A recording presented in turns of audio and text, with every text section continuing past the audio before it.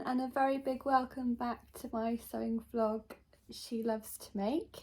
I've had a bit of a hiatus at the end of 2020 because of some big changes in my life, exciting changes, and I'm here to do a kind of big news announcement, but also to tell you about my sewing plans and how I've gone about making decisions about which patterns I want to sew this year based on my experience.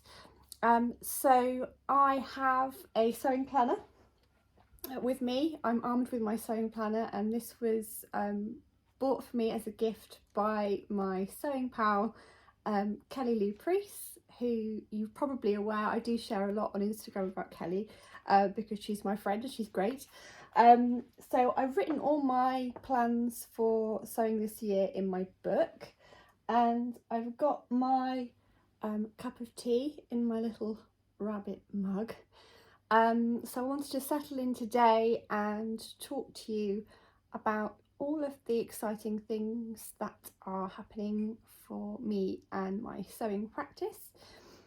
So the first one is that my partner and I are opening a makerspace, and that's in kind of what was a empty room in a basement, and we have decorated and we've installed workspaces. I've also designed some labels, and I wanted to make some for myself, so of my own designs to go into my own clothes, and then was talking to some friends and identified that they might be of interest to other people as well. So I'm going to be selling those via our Tinker online Etsy shop, and there is a link in our Instagram. So if you go to @WeTinker on Instagram and you hit follow, you'll also be able to visit the link in our bio to find out more about the sewing labels and the shop. And if you follow along in our feed, we'll be creating video content so you can learn lots and lots of different maker skills. So it's not just going to be sewing, it's going to be a whole plethora of different training and sort of exciting opportunities to collaborate on new things, and e-textiles is something I'm very interested in, so I want to explore that a bit further. So anyway, that's an exciting project. Within that, obviously I'll be doing some sewing, and I want to film vlogs more regularly. So I've really missed vlogging, and with the end of this year being so busy for me, I'm looking forward to having some time to work on my own sewing projects and my own Make 9. Now, backtrack a little bit, talking about how we go about sewing planning. I have found it much easier this year to plan my makes. I don't know about anyone else, but in the past I have felt a bit like a kid in a sweet shop. There are lots of hashtags on Instagram. I want to make that. I love that fabric that she's made that pattern in. I like that popular new pattern. How can I identify the patterns that I actually want to make from amongst all of these really exciting, lovely things? I'm only one person, I've only got so much time. What do I want to prioritize? And I have to say, Me Made May has really helped me this year, and being in lockdown has kind of helped focus my thinking around my sewing planning. And I have made a list of the patterns that I want to make this year in the planner. So this particular planner, I've just written down my Make 9 ideas. So just up on the, as you can see there, this is my sewing planner at the moment. And you can see I've got a swatch of fabric from a skirt that I'm making at the moment, and I've got my list here. So because I really want to explore activewear fabrics and e-textiles, I have decided that one of the first patterns that I want to make to get some experience working with activewear fabrics is the Helen's Closet Avery leggings, and I have cut out that pattern and I have posted some content on the We Tinker Instagram site, which you can have a look at the lovely vibrant fabric that I've chosen for that project. Once I have made the leggings, which look fairly straightforward to make, I have sewn leggings on overlocker before, so I'm really hoping that that will be a nice project to get into that. Then I really want to self-draft my own sports bra, and I was looking at Pinterest for some inspiration on bralettes generally, and I came across a design which I'll insert a picture for you to have a look at, which has got a nice thick double strap on the back. I'm also thinking I don't really love the low necklines on the sports bras. I really want something a little higher. So I'm going to draft a pattern using my blocks from my bodice block pattern cutting course that I went to, which had been last spring now, sort of before lockdown happened. So that's a full set. So obviously with Me Made May, I identified a gap in my wardrobe where I didn't have very much newer active wear which fit me. It was all older and very well used active wear, and I wanted to kind of stretch my skills, pardon the pun, stretch. The fabric is incredibly stretchy, which is also really good. 4-way stretch. I think it's probably more than 4-way stretch. I think it's like complete stretch. So I'm really looking forward to wearing those leggings and the sports bra out and about. Obviously I've cut the pattern pieces, but I'll insert pictures to what that fabric looks like for you. I purchased that fabric in Amsterdam from a little shop there, and I'll let you know with a link below where I bought that fabric from.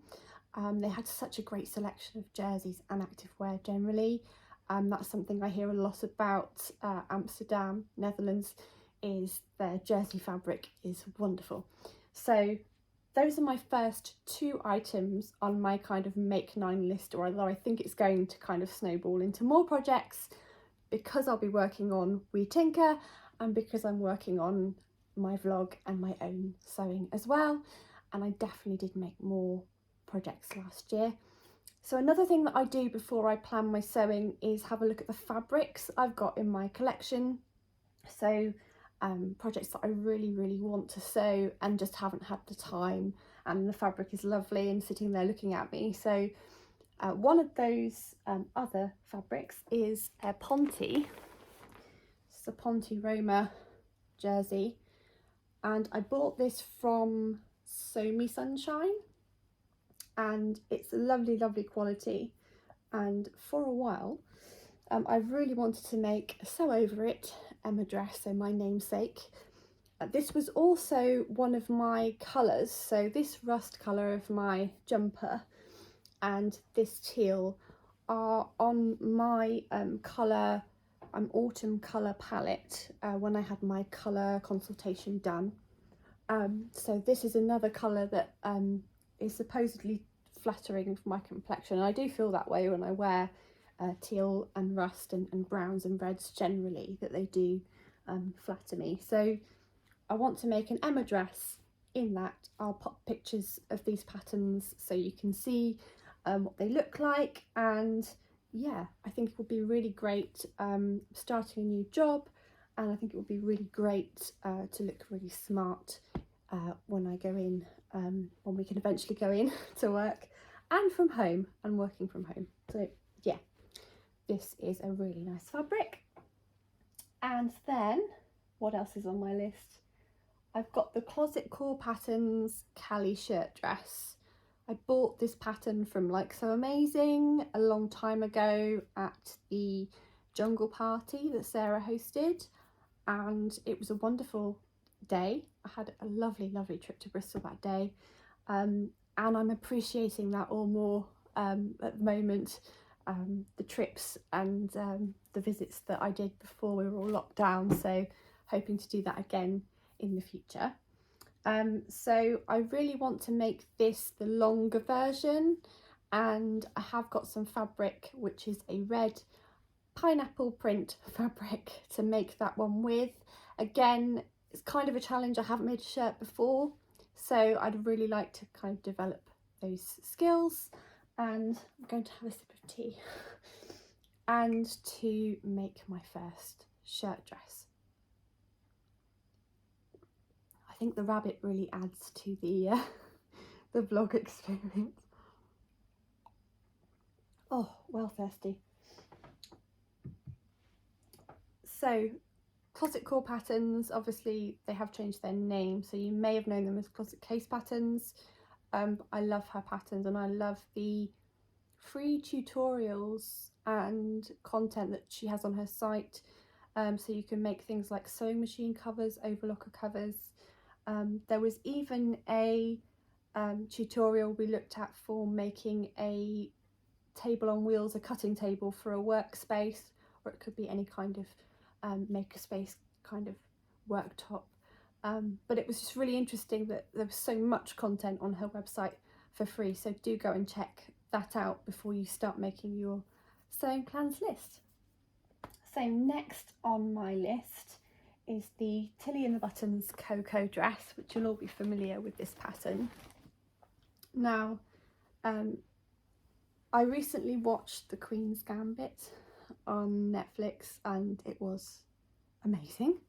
And I had this red Beatrice Ponte Roma that I had ordered from Satisfaction, and again, fantastic quality.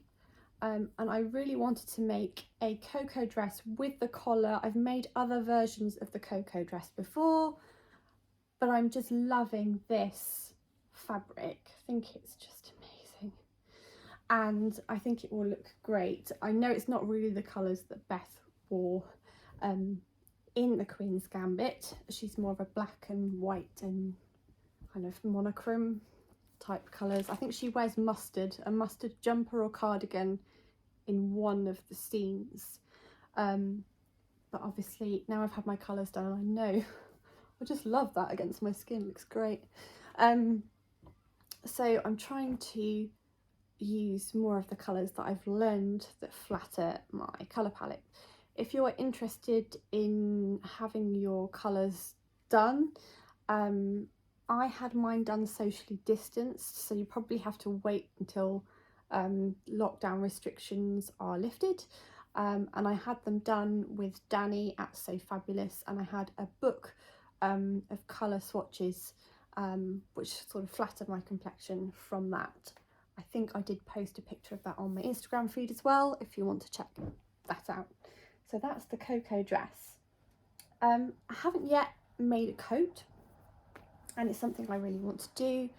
And as a beginner's pattern, the Deer and Doe Opium coat was recommended to me because you don't need to fit so much, because the coat is another sort of retro style. Again, it'd be very much what will be worn in the Queen's Gambit. You've got this kind of bell bottom to it. It's open, it's no fitting. The only kind of thing that I'm anticipating is maybe some challenges over lining the coat and getting the pockets in right. The pockets and the collar balanced as well. So I've got this lovely, I've got a special bag for this fabric because it's awesome. And actually this wasn't, I think it was a duvet or some kind of sheet bag from Dunelm Mill, but it's been so useful. So this is the fabric, and I definitely want a coat in this fabric. So I'm thinking that this might be something, so the Coco dress and this I'm going to prioritise because I think I need them more. And just to be able to cut out a coat and put it together, birth the coat, will be incredibly exciting, and can't wait for that. So that's the fabric. It's so soft. Any tips on preparing teddy coating fabric for sewing, then please do comment below, because that's something I've yet to venture into. I've got loads of compatible interfacing, shall we say, so heavier weight fabric interfacing, but yeah, I'm not really sure about, do I press it, will that ruin it? I mean, it's polyester, probably not. Maybe a light press. Let me know if you know, if you've made coats, that would be great. So the next two patterns I'm thinking of making are two cult indie patterns, and they are all over Instagram all of the time. The first one is the Friday Pattern Company Wilder gown. I think I have enough here. I have about 2.5 meters of this print. Just hold it up to the camera. So this is a chiffon fabric. See that lovely floral print. I'm making or using one of my existing camisoles to go underneath, just for, obviously it's very sheer, so you need something underneath, but I think this would be a really lovely make. Yeah, so I think I'm going to use this fabric, and it will be my first Wilder gown. I'm not sure whether to do the blouse or the dress, and I will probably decide nearer the time. I think I'll probably get more wear out of a blouse, and it might be that I do a toile in another fabric and then use this. So I'll have a think about that. Right, I need some more tea now.